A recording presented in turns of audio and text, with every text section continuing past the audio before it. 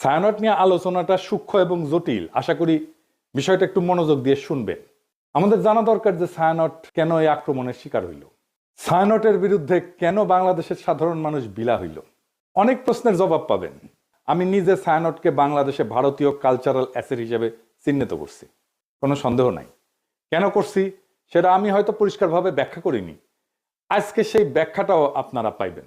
আসেন আল্লাহর নামে শুরু করি। সন্তানের অতিরিক্ত রাগ, জেদ এগুলোকে আমরা কিভাবে নিয়ন্ত্রণ করতে পারি। দ্বিতীয় বিষয় হলো সন্তানকে আল্লাহর নামে শুরু করি।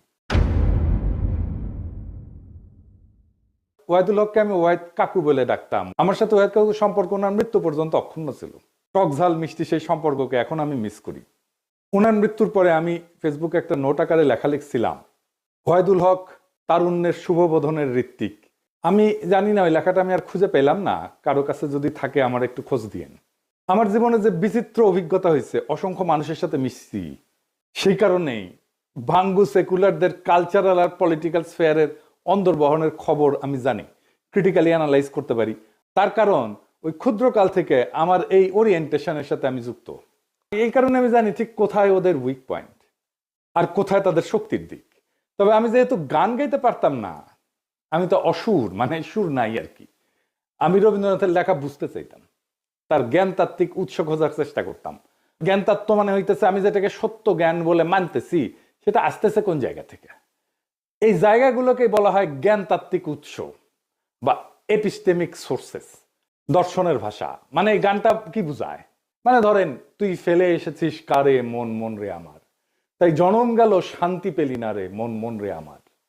অথবা ধরেন প্রাণ চায় চক্ষু না চায়, মরি একইতর দুস্তর লজ্জা, সুন্দর এসে ফিরে যায় তবে কার লাগে মিথ্যায় শয্যা।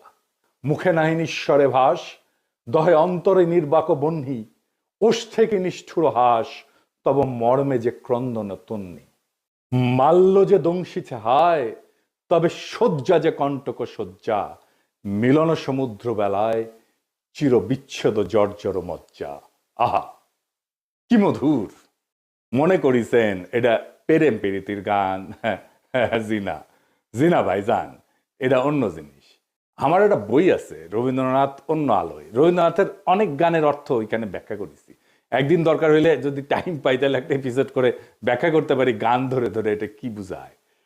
তো এই গানের অর্থ আবিষ্কার করতে করতে, তার অন্তর্গত দর্শন খুঁজে বের করতে করতে একসময় আবিষ্কার করলাম রবীন্দ্রনাথ আসলে উপনিষদ। উপনিষদ মানে হিন্দুদের প্রধান ধর্মগ্রন্থ, তার একটা।